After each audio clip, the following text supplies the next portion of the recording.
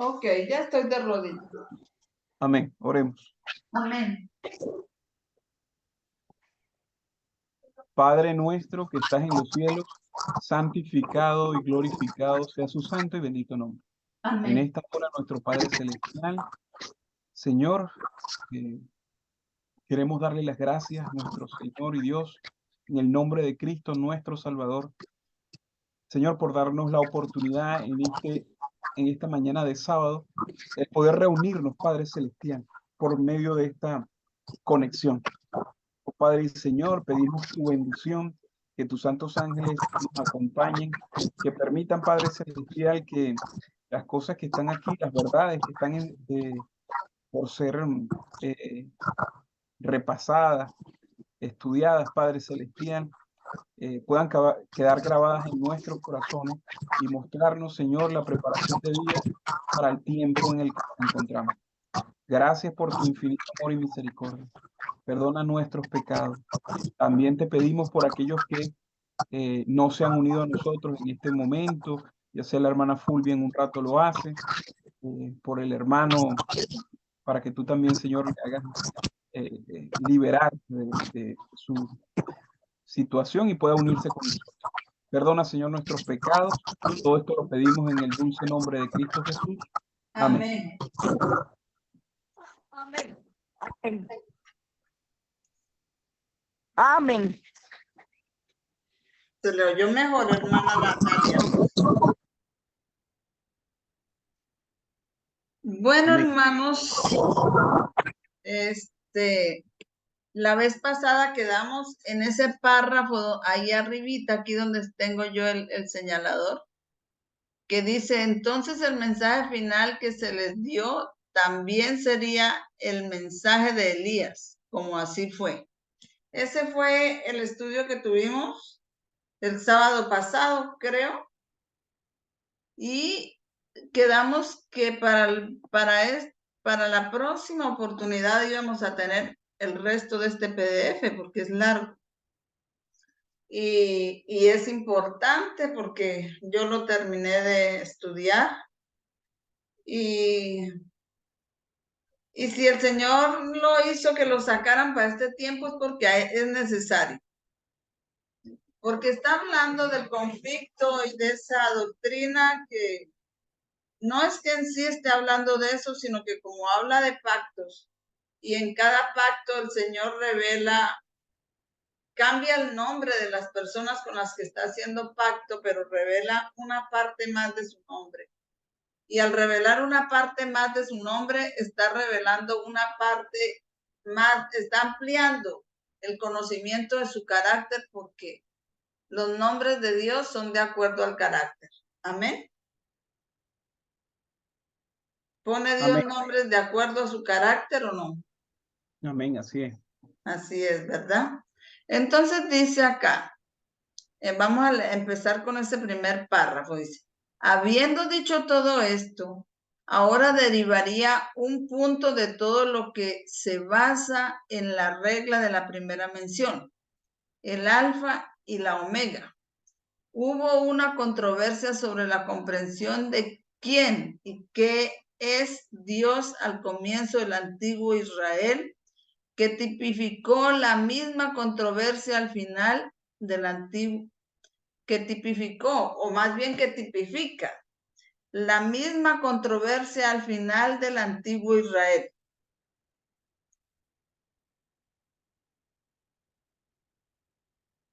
Vuelvo a leer eso. Hubo una controversia sobre la comprensión de quién y qué es Dios al comienzo del antiguo Israel, que tipificó la misma controversia al final del antiguo Israel. Al final del antiguo Israel, la obra de Cristo incluía enseñar a la casa perdida de Israel quién y qué es Dios. En la historia del fin del mundo, en la historia del fin, hubo una resistencia contra Cristo que se basó en una verdad original que se estableció en el principio. el Israel espiritual moderno poseería las mismas características proféticas en su historia.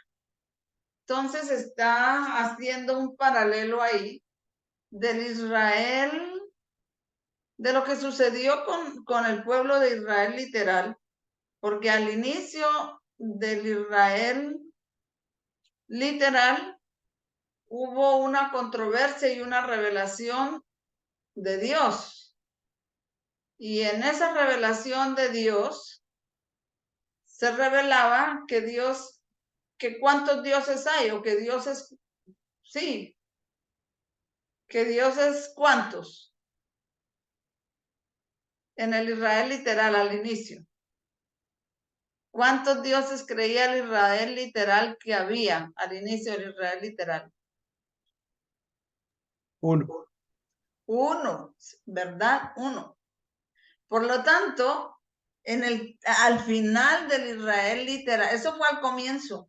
Por lo tanto, al final del Israel literal, cuando Dios reveló otra parte de Dios, ¿cuál sería la otra parte de Dios que él estaba revelando? Al final del Israel literal. ¿Cuál sería la otra parte que él estaba dando a conocer de él al final? De su Hijo, el Señor Jesucristo. Al Señor Jesús estaba dando a conocer a su Hijo y su Hijo es una parte de Dios, estaba revelando una parte más de Dios. Pero ¿qué pasó con ellos? Ellos no creyeron, fue una controversia para ellos porque dijeron, ¿cómo que Dios el Padre y ahora el Hijo Dios son dos dioses? No, la palabra, el escrito dice que es, oye Jehová, Israel tu Dios, uno es, ¿verdad? Pero ahora resulta que viene el Hijo y dice que es Dios también. Entonces, fue una controversia para ellos, fue un dilema para ellos, ¿sí o no? Fue un dilema para ellos, ¿verdad? Y rechazaron a Dios en Jesús porque en Jesús moraba toda la plenitud de la deidad. Entonces, pero hace un paralelo con el Israel espiritual o el Israel moderno, el Israel espiritual moderno, con nosotros ahora. Dice que poseería las mismas características proféticas en su historia. Y dice, al comienzo del adventismo, los historiadores nos informan que los mileritas se componían principalmente de dos denominaciones cristianas. Esas dos denominaciones eran la Iglesia Metodista, de dos denominaciones cristianas, la Metodista y la Conexión Cristiana. O sea, no sé cuál será, me imagino que la Conexión Cristiana serían todas esas otras religiones evangélicas que existían de la Reforma y estaban combinadas con la Iglesia Metodista. Las creencias primarias del metodismo se basaban en vivir el estilo de vida cristiano correcto. Tenían el método. La creencia principal de Conexión Cristiana podría resumirse como una oposición a la doctrina católica de la Trinidad. O sea, esa conexión cristiana que ellos tenían se oponía como una oposición a la doctrina católica de la Trinidad. Hasta donde ha llegado mi investigación, dice el anciano Jeff, prácticamente hasta donde ha llegado mi investigación, prácticamente todo el liderazgo de los mileritas se aferró a esa doctrina de la conexión cristiana. Prácticamente todo prácticamente todos los mileritas se aferraron a esa doctrina de la conexión cristiana que se oponía ¿a quién? A la Trinidad. Entonces, prácticamente todos los mileritas ¿Qué era lo que creían, hermano Carlos? Si se oponían a la doctrina de la Trinidad.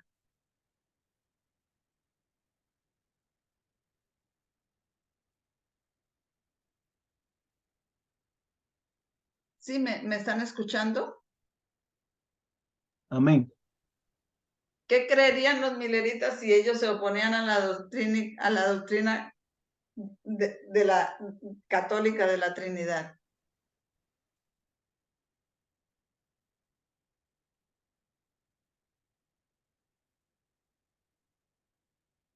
¿Qué cree usted que creían, hermano? ¿Usted se refiere a los pioneros que creían con respecto a la Trinidad? Sí, A la sí, porque que era antibíblica, los que era mileritas. Ajá, adelante. según los escritos de los pioneros, de los cuales está haciendo mención acá Jeff, debido a su conexión o a su doctrina, debido a que venían de la conexión cristiana, era, como Jaime Guay lo dijo, era una doctrina antibíblica, y otros dijeron que era pagana. La doctrina de la católica de la Trinidad, ¿no? Sí, claro, exacto. Y entonces, si ellos creían que esa doctrina era pagana, entonces, ¿qué creían los pioneros y qué creía Jaime Guay? ¿Cómo concebían ellos la deidad? Estaba compuesta por un solo Dios, haciendo un paralelo con los tiempos de Moisés, al inicio del Israel antiguo. ¿Sería que ellos creían que era un solo Dios? Entonces ellos no creían que Jesús era Dios.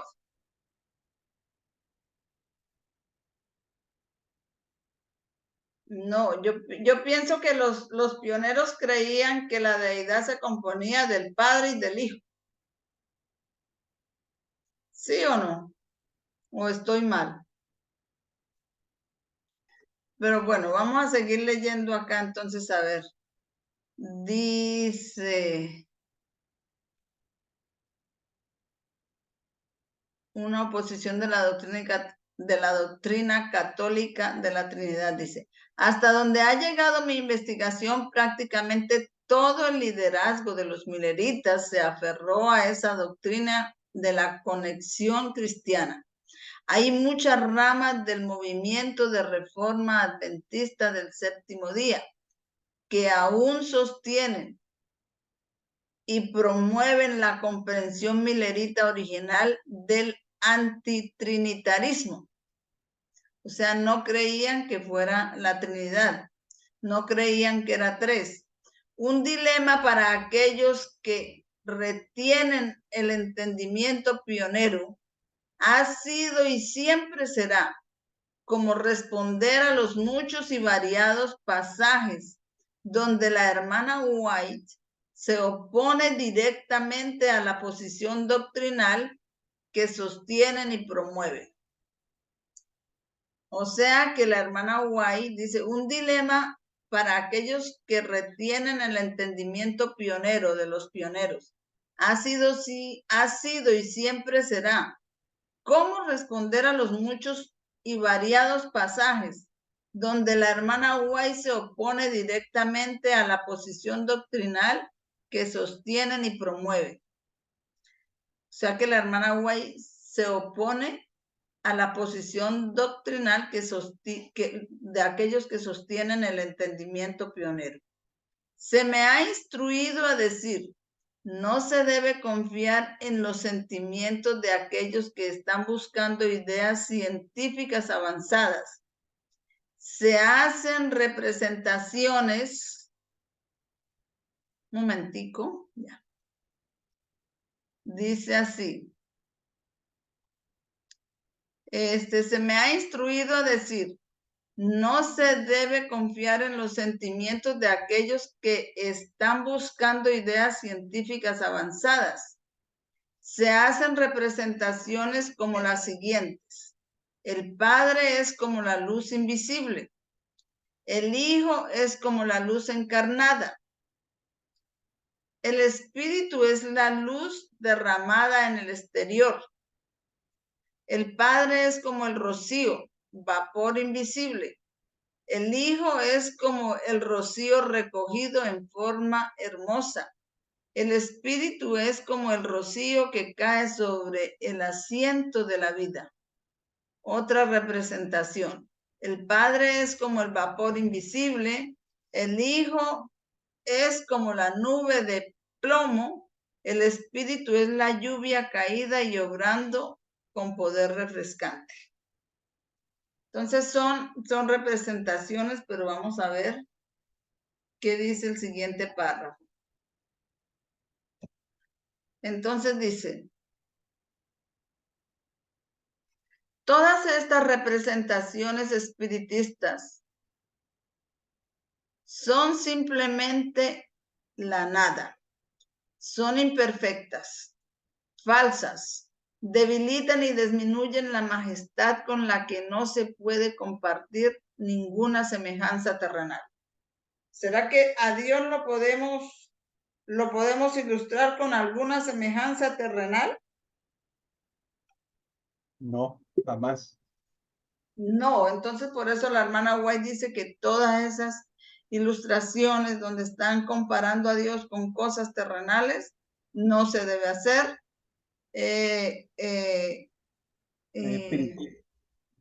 Eso sí, dice que eso es imperfecto, que eso no, que a Dios no se puede comparar con ninguna cosa terrenal. Dice, todas estas representaciones espiritistas son simplemente la nada, son imperfectas, falsas, debilitan y disminuyen la majestad con la que no se puede compartir ninguna semejanza terrenal. Dios no puede compararse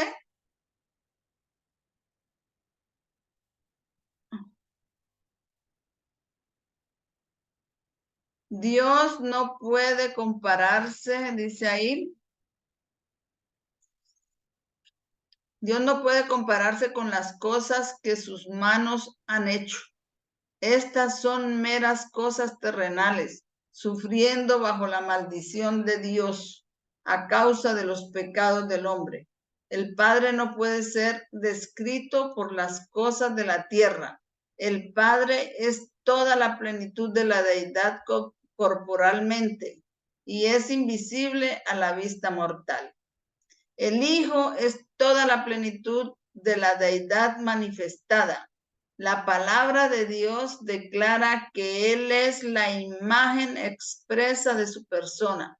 De tal manera amó Dios al mundo, que ha dado a su Hijo unigénito, para que todo aquel que en Él cree no se pierda, mas tenga vida eterna. Aquí se muestra la personalidad del Padre. ¿En dónde se muestra la personalidad del Padre? En el Hijo. Y el consolador que Cristo prometió enviar después de ascender al cielo es el Espíritu en toda la plenitud de la deidad, que manifiesta el poder de la gracia divina a todos los que reciben y creen en Cristo como Salvador personal. Hay tres personas vivas del trío celestial. En el nombre de estos tres grandes poderes, el Padre, el Hijo y el Espíritu Santo, son bautizados los que reciben a Cristo por la fe viva. Y estos poderes cooperarán con los súbditos obedientes del cielo en sus esfuerzos por vivir la nueva vida en Cristo. Eso están Testimonios Especiales, serie B, número 7, 62 y 63. Entonces dice, el Padre es la plenitud de la deidad invisible. El Hijo es la plenitud de la deidad. Y para mí, el Hijo es la plenitud de la deidad visible. Y el Espíritu Santo también es la plenitud de la deidad que manifiesta el poder de la gracia divina a todos los que reciben y creen en Cristo como Salvador personal. Él es el que nos convence de pecado. Entonces, donde está cualquiera de los tres, está la plenitud de la deidad. Y la plenitud de la deidad, pues es el Padre, el Hijo y el Espíritu Santo.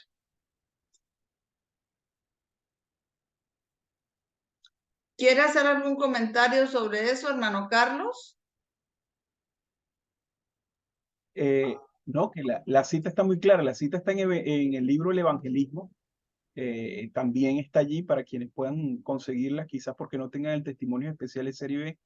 Y creo que es una de las citas en las cuales ella arroja más luz con respecto a, sí, al Padre, al Hijo y al Espíritu Santo. Son tres personas, pero donde está una de esas personas está la plenitud de la deidad. Pero cada una de esas personas tiene un ministerio. Y en el ministerio de cada uno de ellas están unidos los tres, la plenitud de la deidad. Y no se puede comparar con nada de lo que existe en la tierra. Y dice acá, estos son comentarios del anciano Jeff. El pasaje identifica sentimientos de aquellos que definían al Padre, al Hijo y al Espíritu Santo con cosas de la tierra. Luego dice, el Padre no puede ser descrito por las cosas de la tierra. Note dos puntos que ella hace.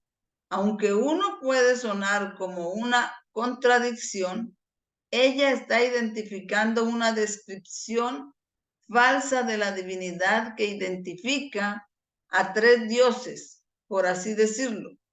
Es una descripción falsa de la divinidad, pero ella no hace ningún comentario sobre el hecho de que la definición falsa de la divinidad también es incorrecta porque tiene un número incorrecto de dioses en la divinidad. Note también que ella dice, voy a subir esto un poquito. Note también que ella dice que las cosas de la tierra no pueden ser usadas para describir al Padre. En esa misma declaración, ella misma está usando las cosas de la tierra. Son los seres humanos. En esa misma declaración, ella misma está usando las cosas de la tierra. Son los seres humanos los que tienen hijos y madres y padres y tías y primos. Jesús nos dice que no habrá más casamientos en el cielo y la tierra nueva, porque seremos como los ángeles. No hay ángeles chicos y chicas. Los términos usados por los seres humanos que definen sus relaciones entre sí han sido empleados por Dios para instruirnos acerca de su naturaleza y carácter, pero incluso las cosas de la tierra que la inspiración ha empleado para instruir a los hombres sobre el carácter y la naturaleza de Dios son imperfectas. Se nos ha informado que hay tres personas vivas del trío celestial: el Padre, el Hijo y el Espíritu Santo. Es una abominación adjuntar sentimientos espiritistas terrenales a estas tres personas, pero no es una abominación adjuntar el nombre de estos tres grandes poderes a la definición bíblica de la divinidad.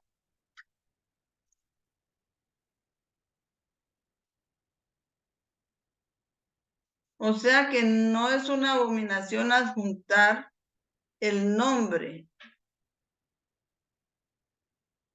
pero no es una abominación adjuntar el nombre de estos tres grandes poderes a la definición bíblica de la divinidad. ¿Qué entienden ustedes de ese párrafo?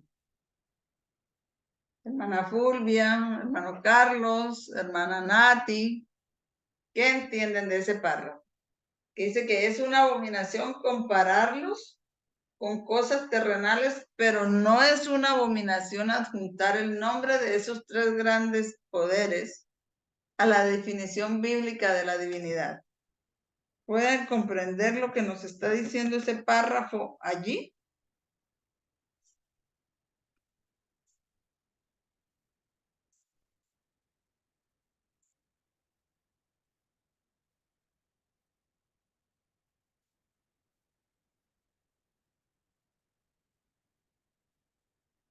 Pienso que ahí está dando una definición de qué es la divinidad o qué es Dios. Y la divinidad no es abominación adjuntar los nombres de esos tres grandes poderes. O sea, lo que yo entiendo, y ustedes me dicen si lo estoy entendiendo bien, que no es abominación adjuntar o decir que Dios es el Padre, el Hijo y el Espíritu Santo, que esos tres son Dios, uno solo. ¿Me hice entender?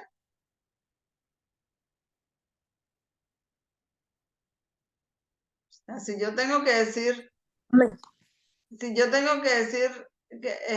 que es Dios, entonces yo tengo que decir, bueno, bien, Dios es el Padre, el Hijo y el Espíritu Santo. Ellos, Padre, Hijo y Espíritu Santo, son Dios. ¿Sí? Amén. ¿Sí? Ok, Hermana, hermana. Dígame, hermana. eso lo entiendo. El Padre es Dios, el Hijo es Dios y el Espíritu Santo es Dios. Pero No, lo que no, dijo hermana, no anteriormente, así, no así. El Padre es Dios, ajá, eso es lo el que, Hijo es Dios y el Espíritu Santo es Dios. No, no son tres dioses. Simplemente Dios está compuesto de esos tres. Dios es el Padre, el Hijo y el Espíritu Santo. Eso es Dios. Son tres personas, pero las tres personas forman a Dios. Me dicen, dice el hermano Toño que lo vuelva a explicar. a ver, hermano Toño, vuélvalo a explicar, hermano Toño.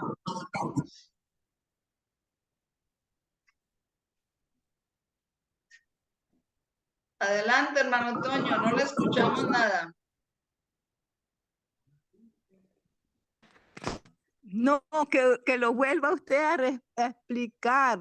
O Porque sea, que Dios está compuesto por esas tres personas. Las tres personas forman un solo Dios. No que haya tres dioses. Dios es uno solo, pero está formado por esas tres personas, por el Padre, por el Hijo y por el Espíritu Santo.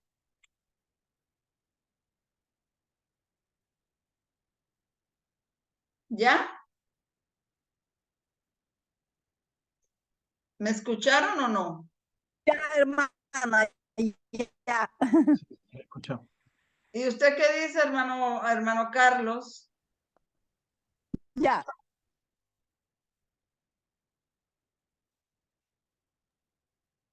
Hermanos, son cosas grandes, son cosas, las sigo escuchando. Bueno, aquí lo que dice el anciano Jeff, voy a volver a repetir eso. Se nos ha informado que hay tres personas vivas del trío celestial, el Padre, el Hijo y el Espíritu Santo. Es una abominación adjuntar sentimientos espiritistas terrenales a estas tres personas. Pero no es abominación adjuntar el nombre de estos tres grandes poderes a la definición bíblica de la divinidad.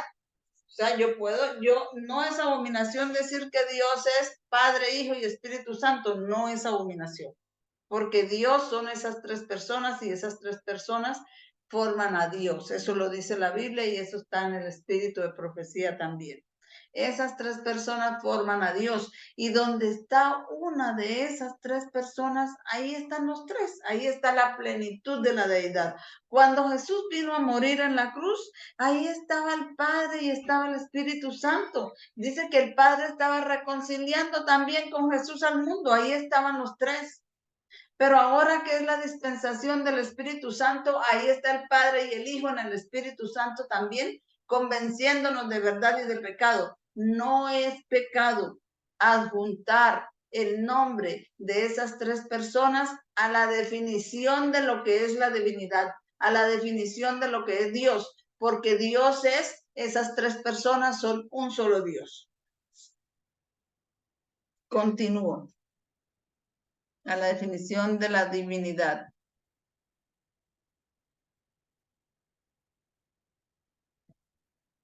La profecía dice que el nombre de los tres grandes poderes que componen la deidad. Entonces, ¿qué es componer la deidad, hermana Fulvia? Dígame usted eso.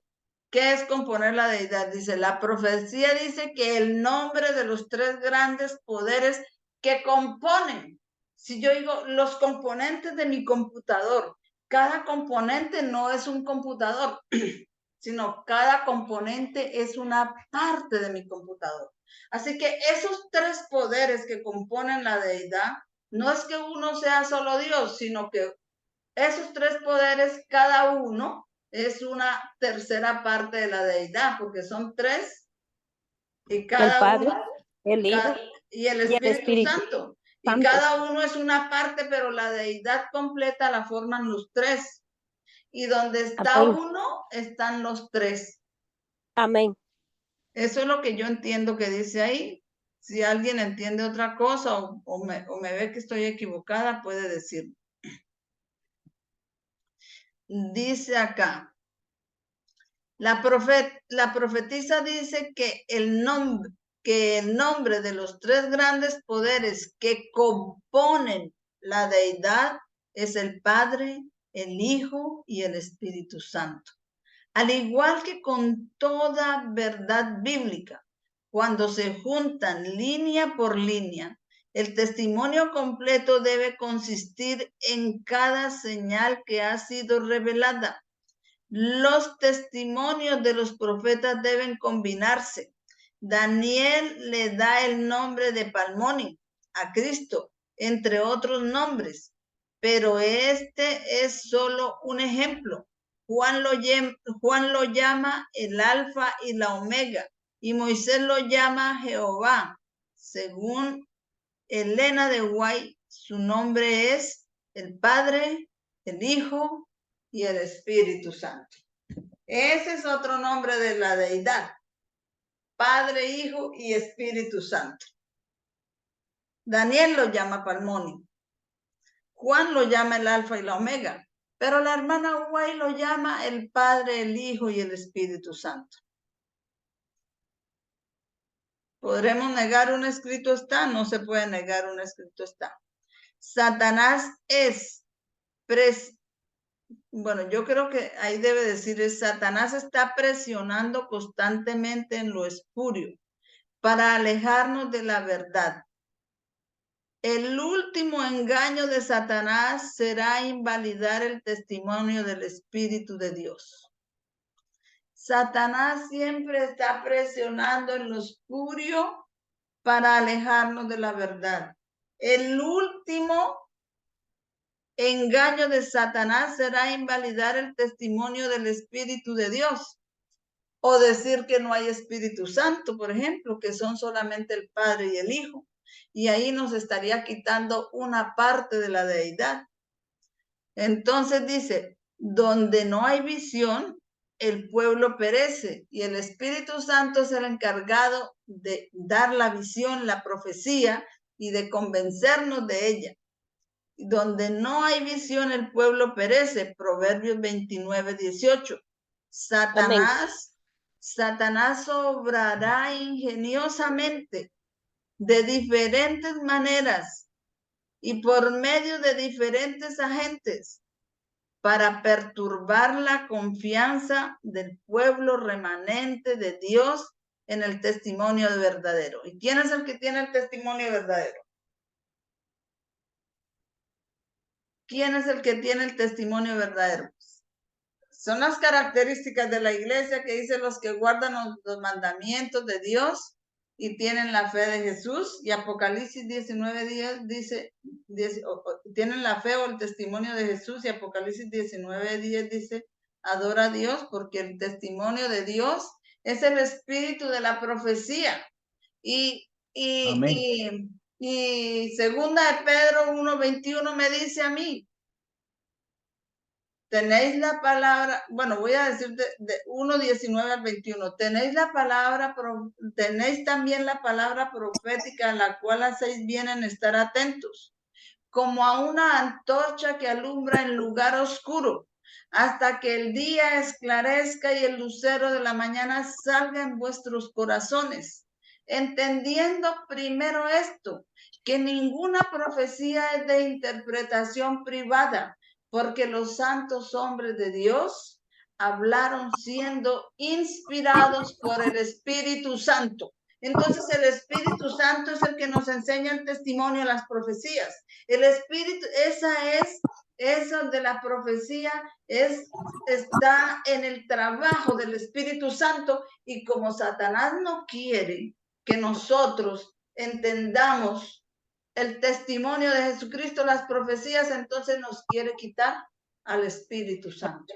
Nos quiere quitar una parte de la deidad. Si nosotros decimos, es lo que está revelado acá, son palabras reveladas en la Biblia y en el espíritu de profecía. Si nosotros creemos en el espíritu de profecía, pues tenemos que creer en las declaraciones que nos está dando el espíritu de profecía ahí. Porque si no, entonces tomamos una decisión. Digamos entonces que no aceptamos el espíritu de profecía. Entonces dice, bueno, vuelvo a leer este pedacito. Satanás está presionando constantemente en lo espurio para alejarnos de la verdad. El último engaño de Satanás será invalidar el testimonio del Espíritu de Dios, o sea, el espíritu de profecía. Donde no hay visión, el pueblo perece. Para más claro, nos pone que donde no hay visión, donde no hay profecía, el pueblo perece. Proverbios 29:18. Satanás obrará ingeniosamente de diferentes maneras y por medio de diferentes agentes para perturbar la confianza del pueblo remanente de Dios en el testimonio verdadero o en la profecía verdadera. ¿Quién la da? ¿Quién la inspiró? ¿Y quién da la verdadera interpretación? El Espíritu Santo. Se encenderá un odio contra los testimonios que es satánico. La obra de Satanás será perturbar la fe de las iglesias en ellos. Por esta razón, Satanás no puede tener un camino tan claro para introducir sus engaños y atar almas en sus engaños. Si las advertencias, reprensiones y consejos del Espíritu de Dios, vuelvo a leer ese párrafo, se encenderá un odio contra los testimonios que es satánico. La obra de Satanás será perturbar la fe de las iglesias en ellos. Por esta razón, Satanás no puede tener un camino tan claro. ¿Por qué? Por los testimonios, por el espíritu de profecía. Por esa razón no puede tener un camino tan claro para introducir sus engaños y atar almas en sus engaños.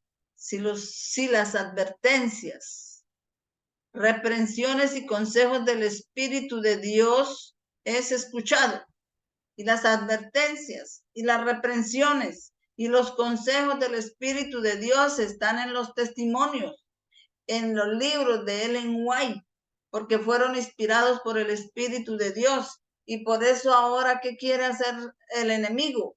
Hacer que no se crea ni en los libros, ni mucho menos en el Espíritu Santo. Es decir, no son tres. Dios es solamente el Padre y el Hijo. Y así ni se va a creer en los libros, ni se va a creer en el Espíritu Santo, y ahí le queda el camino a Satanás amplio y sin obstáculos para meter toda clase de sus engaños, de sus falsedades, de sus vientos, de doctrinas. Eso está en Mensajes Selectos, tomo 1, página 48. Un punto lateral rápido de este pasaje. Juan ha sido desterrado a Patmos por la palabra de Dios. y el testimonio de Jesús. Hay dos audiencias objetivo para el mensaje del tercer ángel. Los que están fuera del adventismo y los que están dentro del adventismo. Juan representa a un adventista que no solo está siendo perseguido por el mundo por su obediencia a la Biblia, sino que también está siendo perseguido por su obediencia a los escritos del espíritu de profecía. La persecución que se lanza contra el espíritu de profecía viene de adentro, no de fuera. Juan es perseguido Amén. por el mundo, pero también Juan es perseguido por ¿quién más? Dice Juan representa a un adventista que no solo está siendo perseguido por el mundo por su obediencia a la Biblia, sino que también está siendo perseguido por su obediencia a los escritos del espíritu de profecía. Entonces, el mundo persigue a un adventista verdadero, pero la iglesia persigue a un adventista verdadero que cree en los escritos de la hermana White. Ahora yo voy a decir algo. Supongamos que hay alguien que crea en el mensaje que el hermano... Aquí todos creemos que el anciano Jeff es un siervo de Dios, ¿sí o no? Sí. Amén, Amén. ¿cierto? Amén. Y el anciano Jeff cree que Dios es el Padre, el Hijo y el Espíritu Santo, ¿cierto? Sí, el anciano Jeff cree que Dios es el Padre, el Hijo y el Espíritu Santo. ¿Eso es Dios? ¿Los Amén. tres? Amén. Hermano Carlos, ¿usted qué dice, hermano Carlos? Quiero escucharlos a todos. Ya la hermana Nata le dijo, la hermana Fulvia dijo, y yo también digo que el anciano Jeff cree que la deidad está compuesta por Padre, Hijo y Espíritu Santo. Sería un nombre nuevo que nos revela aquí en esta dispensación del adventismo moderno que es guiada por la hermana White. La hermana White dice que entonces la deidad está compuesta por los tres poderes del cielo que son el Padre, el Hijo y el Espíritu Santo. Eso es la deidad. Ese es un nuevo nombre que nos está revelando la hermana White. Y yo creo que el anciano Jeff cree así. ¿Usted qué dice, hermano Carlos? ¿Usted cree también así? Esto que está mostrando el hermano Jeff, el anciano Jeff, con este nuevo artículo, es prácticamente, claro, en una nueva luz, en un nuevo engaste, pues, por así decirlo. Pero es exactamente lo que él ha creído. Es exactamente lo que él ya ha expuesto en los anteriores videos, tan solo que ahora viene con esta, cómo ha juntado las líneas. Sí, ese es la creencia del hermano Jeff Pippin. ¿Y será que alguien puede decir, bueno, el hermano Jeff es un siervo de Dios? Y yo creo en muchas de las verdades que dijo, porque como vemos también hubo malas interpretaciones que Dios permitió para que nuestra fe fuera probada. Y podremos creer en lo que él dice y en sus profecías y lo que él está enseñando y negar al Espíritu Santo, y podremos decir entonces que estamos siendo seguidores de él y que estamos de Dios primeramente, que hay que ser seguidores, pero estamos creyendo que sus profecías y todo eso Dios nos está guiando cuando no creemos en la tercera persona de la deidad. Pienso que ahí habría como una inconsistencia, porque no podemos servir a dos señores. Yo pienso que, Claro, que si creemos en lo que dice sus profecías, que son mensajes de Dios, que está siendo usado por Dios, que el Señor fue guiando este movimiento, pues Él lo estaba guiando a través de su Santo Espíritu. Durante todo este tiempo nos ha estado guiando a través de su Santo Espíritu, y como nos está guiando a través de su Santo Espíritu, pues ahí en su Santo Espíritu está la plenitud de la deidad, está el Padre, el Hijo y el Espíritu Santo. Es mi creencia. Amén. Entonces dice aquí la siguiente parte. Para perturbar la confianza del pueblo remanente de Dios en el testimonio verdadero. Se encenderá un odio contra los testimonios que es satánico. Allá creo que reprensiones y consejos del Espíritu y atar almas. No, creo que sí. Se encenderá un odio en los testimonios que es satánico. La obra de Satanás será perturbar la fe de las iglesias en ellos. Por esta razón, Satanás no puede tener un camino tan claro para introducir sus engaños y atar almas en sus engaños. Si las advertencias, reprensiones y consejos del Espíritu de Dios es escuchado. Ya lo había leído. Un punto lateral rápido de este pasaje. Juan ha sido desterrado a Patmos por la palabra de Dios y el testimonio de Jesús. Hay dos audiencias objetivo para el mensaje del tercer ángel. Los que están fuera del adventismo y los que están dentro del adventismo. Juan representa a un adventista que no solo está siendo perseguido por el mundo por su obediencia a la Biblia, sino que también está siendo perseguido por su obediencia a los escritos del espíritu de profecía. La persecución que se lanza contra el espíritu de profecía viene de adentro, no de fuera. Entonces vamos a suponer que muchos que no creen en el Espíritu Santo y utilizan el espíritu de profecía, pero ¿qué citas utilizan? Utilizan las de los pioneros, las de antes que la hermana White empezara a declarar que la deidad estaba compuesta por las tres, por el Padre, el Hijo y el Espíritu Santo. Dice, al comienzo del antiguo Israel, después de 400 años en Egipto, los que iban a ser el pueblo escogido del pacto ya no guardaban el sábado.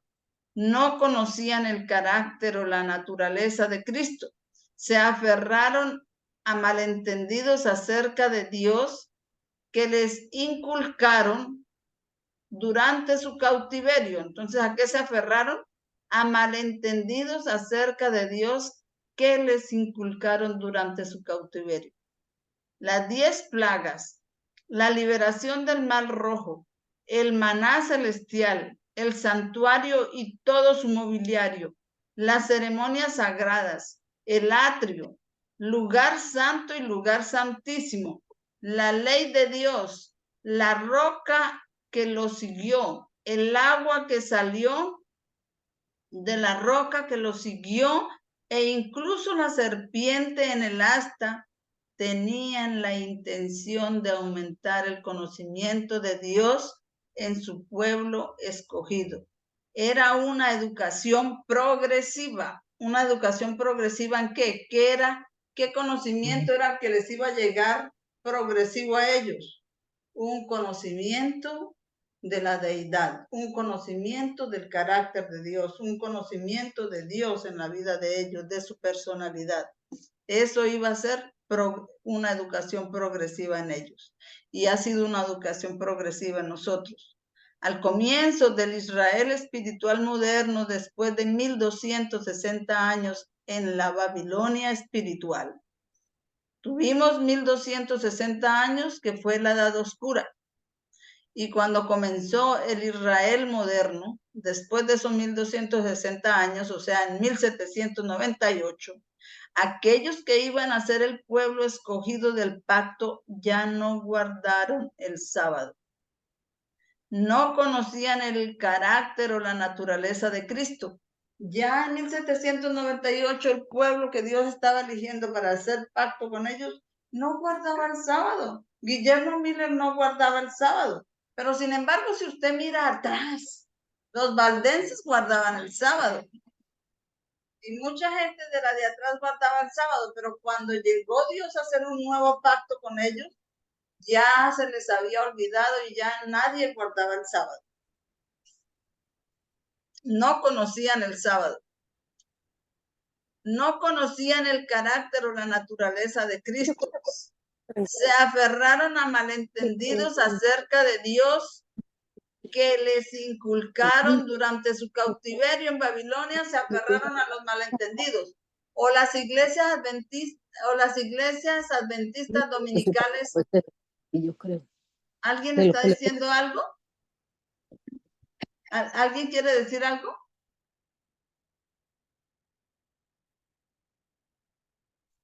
Bueno, estaba yo diciendo entonces, continúo. Si nadie va a decir nada, continúo.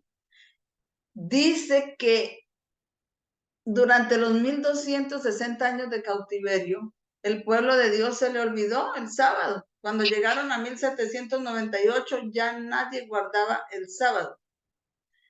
Y fueron pocos los que quisieron recibir el aumento de conocimiento, porque la mayoría de las iglesias adventistas, que son dominicales, se aferraron eso hasta el día, se aferraron a esas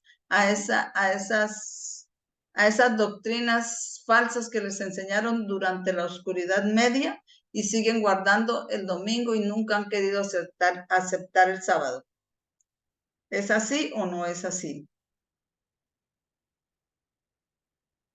Amén. Entonces dice, no conocían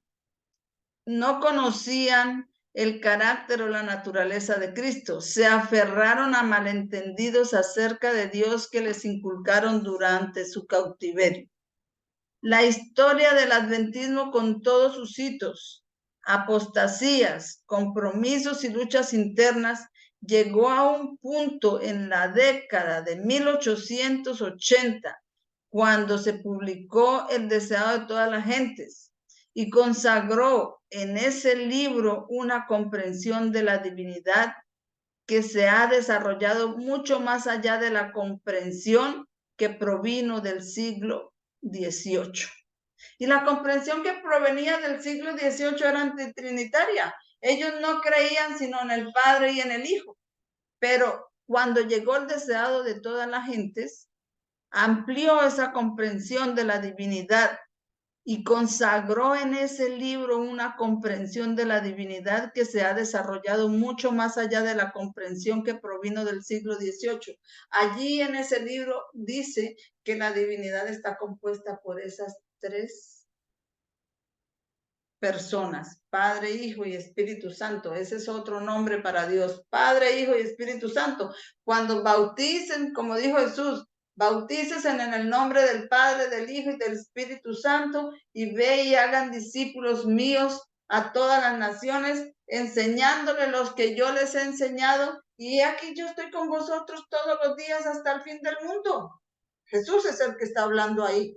Pero en Jesús están las tres personas de la deidad o no. ¿Qué dicen ustedes? Hermana Fulvia, hermana Natalie, ¿ustedes qué dicen? ¿En Jesús están las tres personas de la deidad?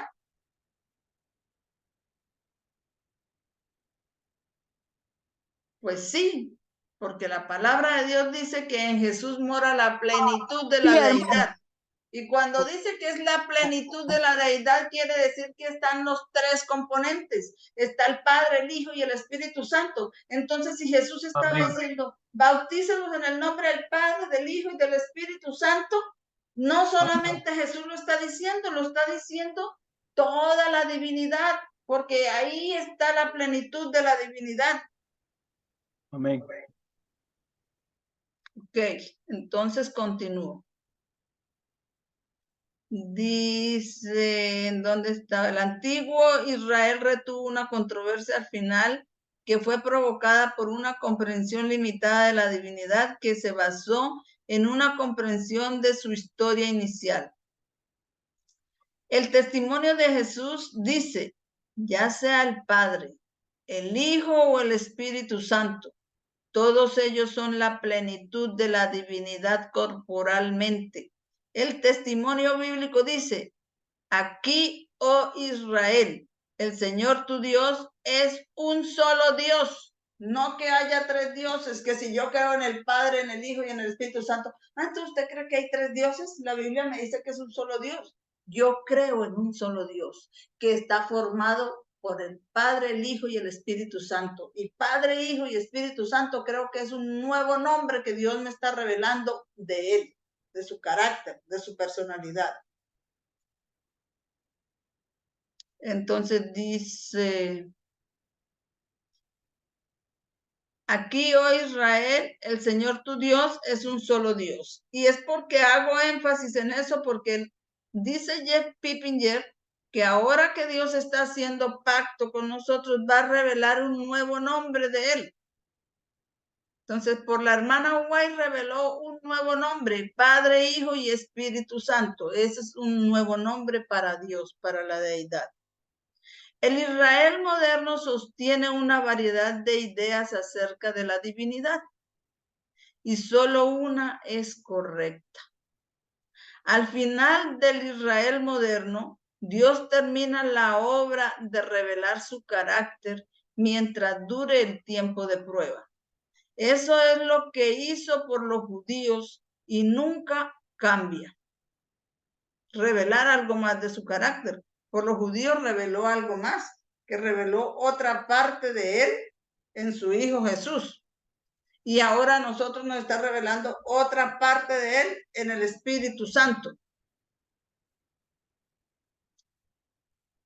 Eso es lo que hizo por los judíos y él nunca cambia. Es seguro que continuaremos creciendo en nuestra comprensión de la naturaleza y el carácter de Dios a lo largo de la eternidad. Pero ha habido una línea profética deliberada de la verdad que demuestra los esfuerzos. Hasta ahora entró Mauricio, imagínense. Pero ha habido una línea profética deliberada de la verdad que demuestra los esfuerzos de Dios para educar a su pueblo acerca de sí mismo y que la historia es parte de la educación que Él está dando, buscando enseñar ahora, y la información que se encuentra en la palabra profética acerca de ese proceso educativo identifica y finaliza la discusión que corresponde al cierre de la gracia. Mauricio, bienvenido. Buenos días, feliz sábado para todos. Feliz sábado. Qué Pues pena te con ustedes, esperamos y pero- como no llegaste, avanzamos. Ah, Pues bueno, yo, no yo pasa no, nada. Tranquilo. yo no sé porque ya son las 5. Aquí, ¿qué horas son allá? Las 9:25, las 9:25, sí. Las 9:25, vamos, voy a llegar a un punto y le doy el espacio, pero voy a hacer un Tranquilo. cierre de este tema, ¿vale? Ok, no hay problema. Entonces voy a volver a repetir esta parte que me desconcentré. El Israel moderno sostiene una variedad de ideas acerca de la divinidad. ¿Sí es así o no es así? Sí es así. Hay varias ideas acerca de la divinidad entre el adventismo. Que no es sino el Padre y el Hijo, que no hay Espíritu Santo y muchas cosas así. Pero dice aquí este párrafo, y solo una es correcta. Esto está en Señales de los Tiempos, 29 de agosto de 1900. Dice, y solo una es correcta. Al final del Israel moderno, Dios terminará la obra de revelar su carácter mientras dure el tiempo de gracia. O sea que ahorita el Señor nos está terminando la obra de revelarnos su carácter. Eso es lo que hizo por los judíos y nunca cambia. Es seguro que continuaremos creciendo en nuestra comprensión de la naturaleza y el carácter de Dios a lo largo de la eternidad, porque nunca dejaremos de conocer a Dios, nunca lo conoceremos completamente.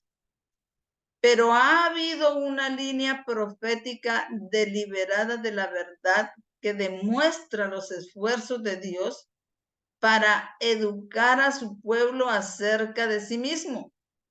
Cuando vino Jesús y quiso dar a conocer más su carácter, ¿con qué empezó Jesús el evangelio, hermano? ¿Con qué empezó su ministerio?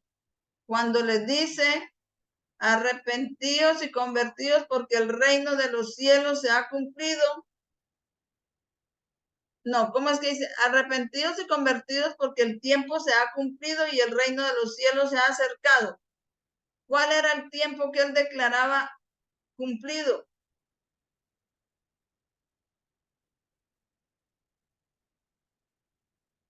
¿Qué estaba abriendo ahí para la gente de ese entonces? ¿Cuál era el tiempo que él declaraba cumplido? Tiempo hermano? del fin, hermana. Tiempo La del fin. 69 semanas. ¿El tiempo del fin Un de tiempo qué periodo? ¿De cuál periodo? De las 70 las semanas. 70. De las 70 semanas. Eso no lo sabían los judíos o algunos pocos, tal vez como Natanael, comprendían algo. No todo. Pero Jesús empezó dando a conocer esa parte de la profecía y las partes de las profecías. ¿Quién estaba ahí también con la? Porque la profecía dice que es inspirada por quién, por quién. ¿Qué dice Pedro? Que los profetas no escribieron lo que ellos quisieron, sino que escribieron siendo inspirados por quién.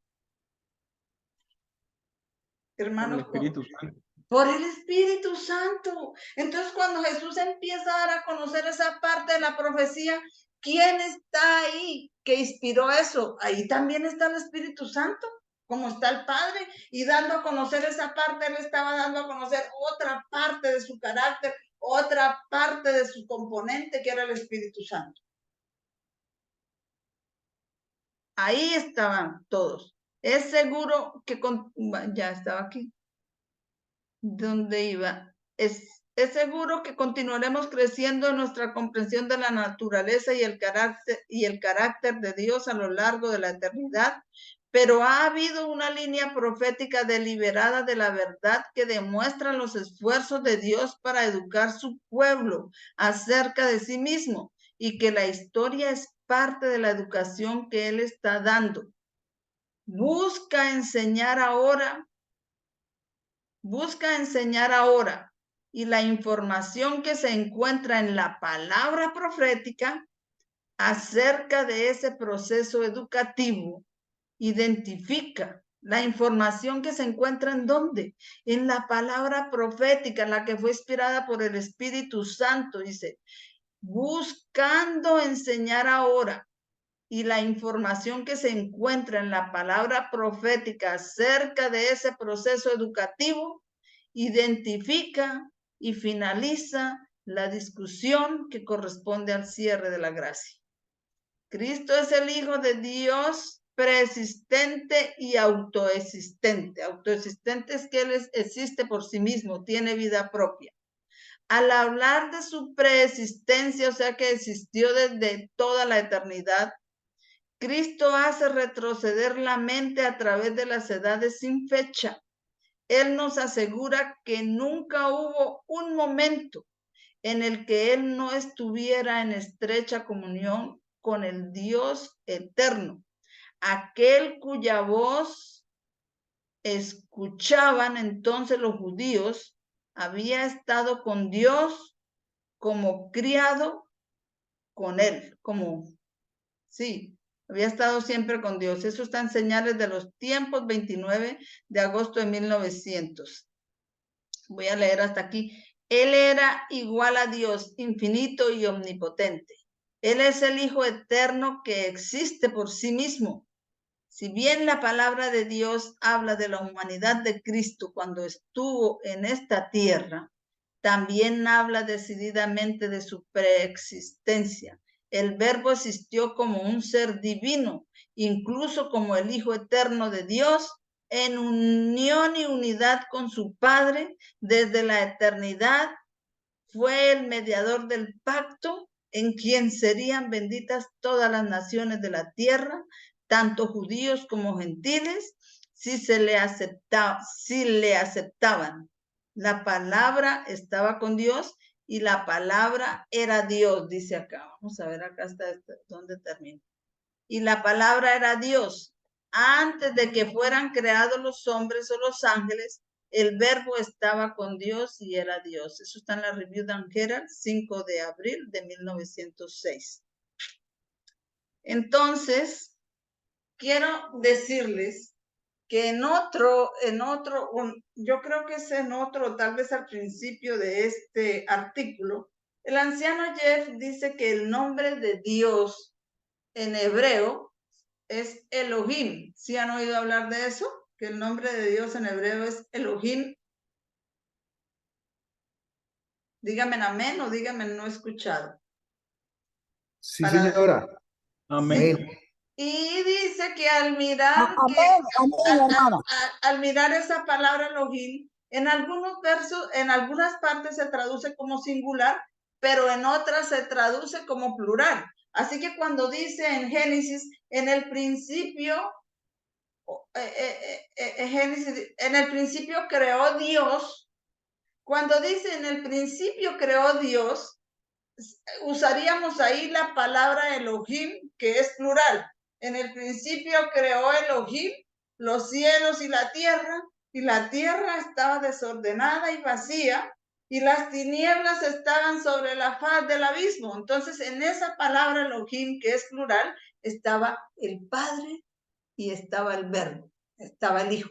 Entonces, en el principio creó Dios los cielos y la tierra, en el principio creó Elohim los cielos y la tierra estaba desordenada y vacía, y las tinieblas estaban sobre la faz del abismo, y el Espíritu se movía sobre la faz de las aguas, porque el Espíritu siempre tiene que ver con aguas.